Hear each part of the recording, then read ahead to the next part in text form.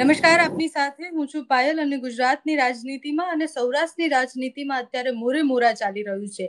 એટલે એક તરફ કાંતિ અમૃતિયા કંઈક નિવેદન આપે છે, એની સામે ગોપાલ ઇટાલિયા નિવેદન આપે છે અને બંનેના નિવેદન પછી ચેલેન્જ ત્યાં સુધી પહોંચી છે કે રાજીનામા આપી દો. આ બધા જ વિષય પર વાત કરવી છે. આમ આદમી પાર્ટી અને આમ આદમી પાર્ટીના અલગ અલગ નેતાઓએ કાંતિ અમૃતિયા વિશે પણ ઘણી બધી વાતો કરી છે.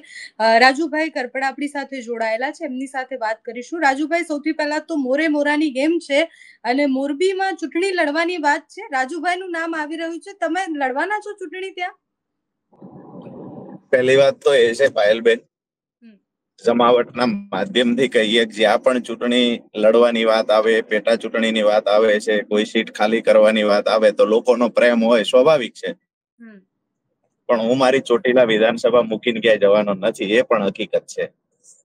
બીજી વાત કે જયારે પ્રદેશ નેતૃત્વ એવું કહે કે અહીંયાથી લડવાનું છે, અહીંયા જવાનું છે, તો સ્વાભાવિક છે કે પ્રદેશની આજ્ઞા હોય, સર માથા પર હોય, એ મુજબ કામ બી કરવું પડે, એ મુજબ જવું બી પડે. એ અલગ વાત થઈ ગઈ. હવે આપે જે વાત કરી કાંતિભાઈ વાળી વાત, તો કાંતિભાઈની આખી જે ઘટના છે, એ ઘટના ઘટી એના આયામાં શું છે?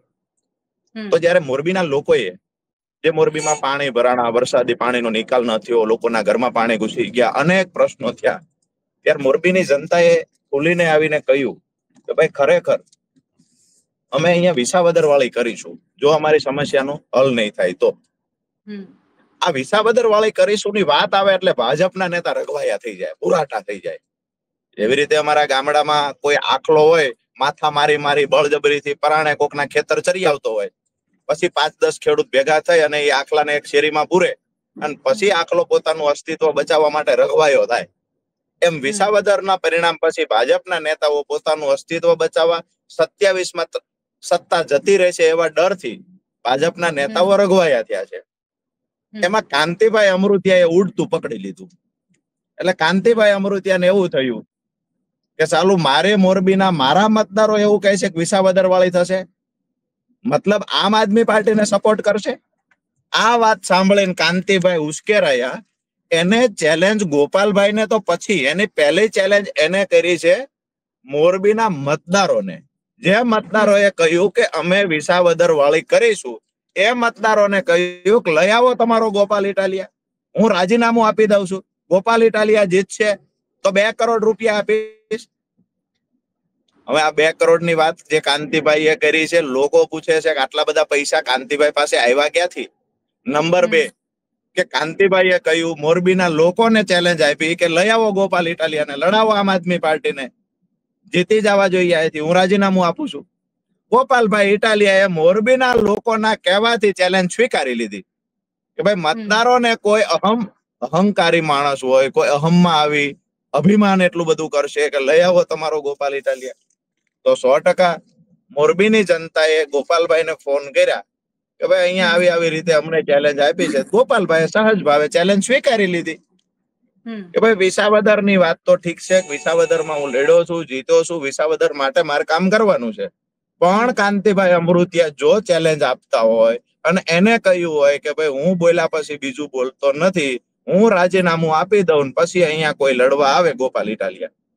ગોપાલભાઈએ કહ્યું કાંતિભાઈ રાજીનામું આપી દે, અમે લડવા આવશું. મતલબ અમે, હું અથવા મારા કોઈ સૈનિક અથવા અમારી પાર્ટીમાંથી જે અમારા પાર્ટીના પ્રદેશ પ્રમુખ નક્કી કરે, ગોપાલભાઈ નક્કી કરે, એ મુજબ ત્યાં લડશે.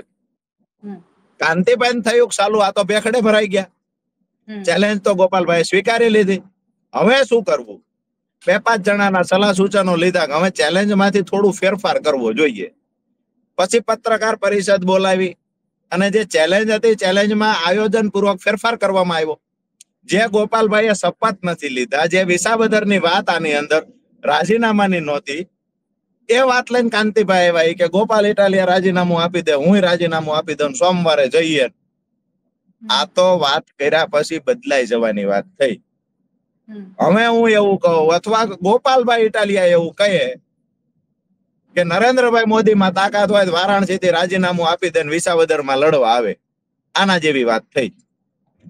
આ મૂર્ખામી ભર્યા સ્ટેટમેન્ટો આપી રહ્યા છે કાંતિભાઈ. મારા ખ્યાલથી કાંતિભાઈને ખરેખર એના પરિવારને હું વિનંતી કરું છું કે મગજની ટ્રીટમેન્ટ કરાવે. કાંતિભાઈ માનસિક સંતુલન ગુમાવી બેઠા છે.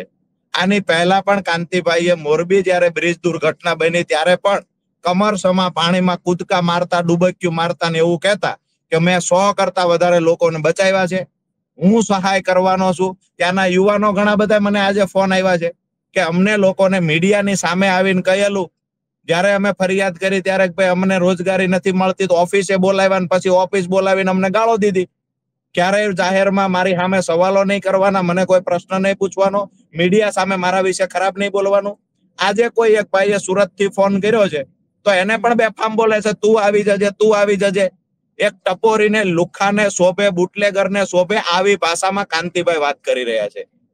મારી વિનંતી છે એમના પરિવારને, ખરેખર ટ્રીટમેન્ટ કરાવે, તપાસ કરાવે. હું દાવા સાથે કહું છું, ચેલેન્જ નથી આપતો, દાવા સાથે કહું છું, કાંતિભાઈને મગજની બીમારી થઈ ગઈ છે, એને દવા કરાવવાની જરૂર છે. જી. તો રાજુભાઈ, ગોપાલ ઇટાલિયાએ કહ્યું છે કે 12 તારીખે 12 વાગે પહોંચવાની વાત છે, તો ગોપાલ ઇટાલિયા જવાના છે ખરી? એટલે હવે શું કરવાની આમ આદમી પાર્ટી? કારણ કે ચેલેન્જ તો હવે સામે આપી દીધી કે ભાઈ 2 રાજીનામું આપે. ગોપાલ ઇટાલિયાએ શપથ લીધી નથી, તો શું કરશે આમ આદમી પાર્ટી? આખી વાતમાં ગોપાલભાઈ ઇટાલિયાનું રાજીનામાનો મુદ્દો જ નથી. મુદ્દો માત્ર મોરબીનો છે. મોરબીમાં એમને કહ્યું મીડિયા સામે આવીને કે હું રાજીનામું આપી દઉં, ગોપાલ ઇટાલિયા અહીંયા જીતીને બતાવે. તો એમાં એક વાત કે આવે છે કે વિસાવદરમાંથી ગોપાલભાઈ રાજીનામું આપે, જે ગોપાલભાઈ હજુ શપથ પણ નથી લીધા. શપથ લીધા પહેલા તો એના રાજીનામાની વાત કાંતિભાઈ કરે, કાંતિભાઈ નક્કી કરશે ગોપાલભાઈ રાજીનામું આપવું કે કેમ. કાંતિભાઈ થકી ગોપાલભાઈ જીત્યા છે. સીધી વાત એ છે કે વાત મોરબીની છે, અને મોરબીમાં ખરેખર કાંતિભાઈ બોલ્યા એ પ્રમાણે સુરા મળદ માણસ બોલ્યા પછી બીજું ન બોલતા હોય. કાંતિભાઈએ કહ્યું હું તો એવો માણસ છું, બોલ્યા પછી બીજું નથી બોલતો, અને બોલું તો આ કઈક 2 બાપ ને 3 બાપ ને આવી કઈ વાત કરી છે. આપણને બહુ એમાં ખબર ના પડે, કારણ કે આવી ભાષા અમે જોઈએ ત્યાં સુધી આ ભાષા અમારા સૌરાષ્ટ્રની સંસ્કૃતિની ભાષા નથી. આ ભાષા ભારતીય જનતા પાર્ટીના અમુક નેતાઓ જે છે, જે નવા લોકો છે, જે જૂની ભાજપના પણ આ સંસ્કાર નથી, અમુક લોકોએ જે આપેલા સંસ્કાર હશે તેના કારણે 2 બાપ 3 બાપ વાળી વાતો કરે છે. અમારી વાત એ છે કે કાંતિભાઈ પોતે કરેલી ચેલેન્જ પર જો ખરા ઉતરવા માંગતા હોય તો કાંતિભાઈ 12 તારીખ બપોર સુધીમાં રાજીનામું આપી દે. ત્યાં મોરબીમાં પેટા ચૂંટણી આવે. ગોપાલભાઈ ઇટાલિયા અથવા તો આમ આદમી પાર્ટીનું કોણ વ્યક્તિ લડશે એ સુદાનભાઈ પ્રદેશ પ્રમુખ નક્કી કરશે. એ વ્યક્તિ ત્યાંથી ચૂંટણી લડશે. ડંકાની ચોટ પર અમે જીતીશું. અગર નહીં જીતે તો હું આજે જમાવટના માધ્યમથી કહું છું, અગર ત્યાં નહીં જીતીએ તો 27ની ચૂંટણી ગોપાલ ઇટાલિયા ક્યાંયથી નહીં લડે. તમે ગોપાલ ઇટાલિયા વતી તમે સ્ટેટમેન્ટ આપી રહ્યા છો કે એ ચૂંટણી નહીં લડે? અમને અમારા નેતા પર ભરોસો છે. ગોપાલ ઇટાલિયા અને ઈસુદાનભાઈની આબરૂ દાવ પર લગાવીને અમે મોરબીની પેટા ચૂંટણી લડીને જીતીને બતાવીશું. અમને જો લોકો ન સ્વીકારે તો અમે આવનાર ચૂંટણી નહીં લડીએ. કાંતિ અમૃતિયામ તાકાત હોય 12 તારીખ સુધી રાજીનામું દઈ દે, પોતે આપેલા નિવેદનો ફેરબદલ ના કરે. હું કઉ છું કાંતિભાઈને, હું કઉ છું ભારતીય જનતા પાર્ટીને, આજે અમારા ઈસુદાનભાઈએ તો કહ્યું છે કે માત્ર 1-2 ધારાસભ્ય પૂરતી ક્યાં વાત કરો છો? ગુજરાતની જનતા ઈચ્છી રહી છે કે વિસાવદર વાળી થવી જોઈએ આખા ગુજરાતમાં. તાકાત હોય તો દરેક જગ્યાએથી રાજીનામું આપી દો, લઈ આવો ચૂંટણી. ગુજરાતની જનતા કોને પ્રેમ કરે છે નક્કી કરી લઈએ. રોજ આવીને નવી વાતો કરો છો. આમ આદમી પાર્ટી વિરુદ્ધમાં પહેલા બોટાદમાં ચર્ચાઓ ચાલુ કરાવી, હવે ત્યાં મોરબીથી ચર્ચાઓ ચાલુ કરાવી. કાંતિભાઈ અમૃતિયા કરવા ગયા, લાપસીન થઈ ગઈ થૂલી. પરિસ્થિતિ તો એવી થઈ છે કે વાતો તો મોટી કરી દીધી. મને મારા નેતા પર ભરોસો છે. કાંતિભાઈ 12 તારીખ સુધીમાં રાજીનામું આપી દે. કાંતિભાઈ ત્યાં પેટા ચૂંટણી લઈ આવે. પેટા ચૂંટણીમાં અમારો ઉમેદવાર નહીં જીતી જાય તો હું કહું છું કે ગોપાલભાઈ એવી ચેલેન્જ એ રીતે સ્વીકારવા તૈયાર. અત્યારે વિસાવદર તો શપથ નથી લીધા, ની પહેલા રાજીનામાની વાત ક્યાં હોય? એવું કે ભાઈ 27માં ગોપાલભાઈ નહીં લડે તો આપણે માની લઈએ. અને હું પણ જમાવટના માધ્યમથી કહું છું કે 27માં જો અત્યારે કાંતિભાઈ સામે અમારો ઉમેદવાર ન જીતે તો 27ની ચૂંટણી ગોપાલભાઈ ઇટાલિયા નહીં લડે. કાંતિભાઈમાં તાકાત હોય તો રાજીનામું આપીને બતાવે. ગોપાલ ઇટાલિયા અને કાંતિ અમૃતિયાને અત્યારે બાજુ પર મૂકી દઈએ. બંને એકબીજાને જે ચેલેન્જ આપીએ બાજુ પર મૂકીએ. પણ અત્યારે મોરબીની જનતા આ ચેલેન્જ થી એ લોકોમાં શું પરિવર્તન આવશે? એટલે બંને નેતાઓ ભલે આમને સામને આવી જાય પણ ત્યાંની જનતાના પ્રશ્નો તો ત્યાંના ત્યાં જ છે. મોરબીની જનતાએ મન બનાવી લીધું પાયલબેન.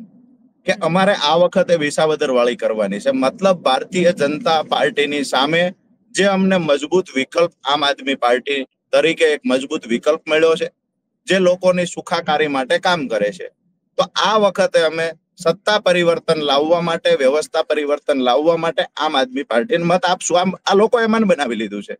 મોરબીની જનતા એવું ઈચ્છે છે કે ઝડપથી 2027 તો ફાઇનલ આમ આદમી પાર્ટીનો ઉમેદવાર જીતશે, વ્યવસ્થા સત્તા પરિવર્તન આવશે, પણ 2027 સુધી એ રાહ ન જોવી પડે.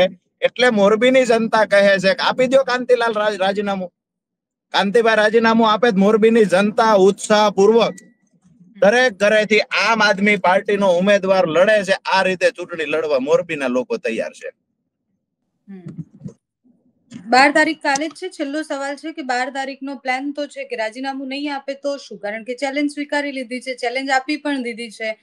એ રાજીનામું નહીં આપે તો શું કરશો? કાંતિભાઈએ ચેલેન્જ, મોરબીની જનતા માટે જવાના છો ત્યાં, એમના માટે વિરોધ પ્રદર્શન કરવાના છો? કાંતિભાઈ રાજીનામું, પહેલા કાંતિભાઈની વાત કરી લઈએ.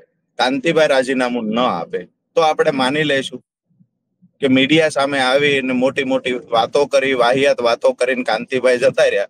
કાંતિભાઈ એટલી ઉંમરે પણ ખરેખર ઉંમરનો મલાજો રાખ્યો નહીં અને ગોપાલભાઈ ઇટાલિયા સામેનો આક્રોશ મીડિયા સામે આવીને વ્યક્ત કર્યો, જેમાં ચેલેન્જ અપાઈ ગઈ. પણ આ ચેલેન્જ આપેલી કાંતિભાઈ એના પર અડગ ન રહ્યા અને કાંતિભાઈ બોલીને ફરી ગયા. જો રાજીનામું આપવા નહીં જાય તો ગુજરાતની જનતા, મોરબીની જનતા કાંતિભાઈ પર થૂકશે. કારણ કે આવા વ્યક્તિ, આટલી ઉંમરલાયક વ્યક્તિ ચેલેન્જ કરી દીધી, બોલી દીધું અને પછી બોલીને ફરી જાય છે, નિવેદનો બદલે છે. કાંતિભાઈએ રાજીનામું આપવું જોઈએ. કાંતિભાઈ રાજીનામું નહીં આપે તો આવનારી ચૂંટણીમાં કાંતિભાઈને આ જે ચેલેન્જ છે એ વહમી તો પડશે, એ 100% છે. બીજી વાત મોરબીની. મોરબી આમ આદમી પાર્ટીની અમારી ટીમ, પંકજભાઈ રાણસરિયા સહિતની જે ટીમ છે, એ ટીમ ત્યાંના સ્થાનિક પ્રશ્નોને લઈને લડે છે. આવનાર સમયમાં મજબૂતાઈથી લડશે. અમે એવું પણ કહીએ છીએ, ચેલેન્જ તો આપી દીધી કાંતિભાઈએ, આમ આદમી પાર્ટીના કાર્યકર્તાને ધમકાવવાનું બંધ કરે. આજે ફોન રેકોર્ડિંગ અમને મળે છે એ મુજબ, તું આવી જજે, ફલાણો આમ થઈ જશે, તેમ થઈ જશે, તારા ફલાણાને લેતા આવજો. સામાન્ય લોકો ફોન કરે તો કાંતિભાઈ એની સાથે ગાળાગાળી કરે છે. કાંતિભાઈને જમાવટના માધ્યમથી કહીએ છીએ, માપમાં રહી જજો, ખોટી ગાળાગાળી ના કરશો. જાહેર જીવનમાં રહેનાર વ્યક્તિને આ ટપોરીની ભાષા શોભતી નથી. અમારા લોકો માટે થઈ, મોરબીની જનતા માટે થઈ અને પ્રદેશ મવડી મંડળને જો ત્યાં આવવું પડશે તો અમારી આખી ટીમ મોરબીમાં આવશું. મોરબીના પ્રશ્નો ઉજાગર કરશું. કાંતિભાઈએ જે ભ્રષ્ટાચારો કર્યા છે એને પણ ઉજાગર કરવામાં આવશે. થોડા સમય પહેલા સુરેન્દ્રનગરમાં કાંતિભાઈના ભત્રીજાએ સુરેન્દ્રનગર કલેક્ટર કે રાજેશ સાથે એના ભત્રીજાનું નામ ઉછળેલું.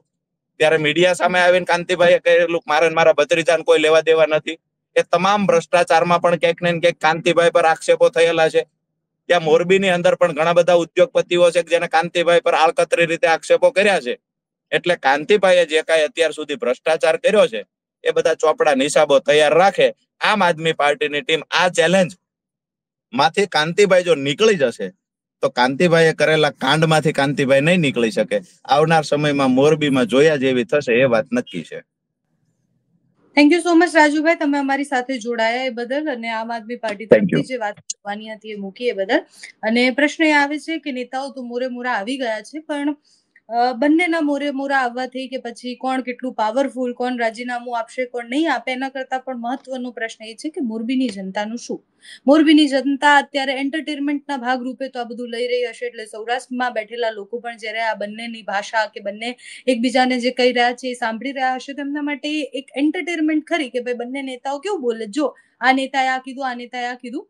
પણ એનાથી મોટા ભાગે પ્રશ્નો સોલ્વ નથી થતા. જો પેટા ચૂંટણી યોજાવી હોય અને જો કાંતિભાઈ રાજીનામું આપે છે, જો અને તોની બધી વાત છે, પણ જો આપે છે તો પછી પેટા ચૂંટણી યોજાવી પડે, પછી પેટા ચૂંટણીના ખર્ચા અને બીજી બહુ જ બધી સમસ્યાઓ ને બહુ જ બધા પૈસા, બહુ જ બધા રિસોર્સિસ એમાં લાગી શકે છે. જનતાએ જેને પસંદ કર્યા છે એ પોતાની વાત, એ પોતે જનતાની વાત સમજે, જનતાની વાત માને અને કામ થાય. એ જ બધાના પ્રશ્નો હોય છે. કયો પક્ષ આવે છે, કોણ જીતે છે, એનાથી કઈ જ મતલબ નથી. ધારાસભ્ય કયા પક્ષના છે એનાથી કઈ મતલબ નથી. પ્રશ્નો લોકોના કેટલા ઉઠાવ્યા છે. એટલે ગોપાલ ઇટાલિયા મોરબી લડવાની વાત ભલે કરતા હોય, પણ જ્યારે ગોપાલ ઇટાલિયા વિસાવદરમાં છે તો ત્યાં શું બદલાવ લાવે છે એ પણ જોવાનું છે આટલા દિવસમાં. એટલે હવે મોરબીની રાજનીતિમાં શું થશે, સૌરાષ્ટ્રની રાજનીતિમાં શું બદલાશે, એ સમય બતાવશે. તમને આ વિષય પર શું લાગે છે અમને કમેન્ટ્સમાં જણાવજો. નમસ્કાર.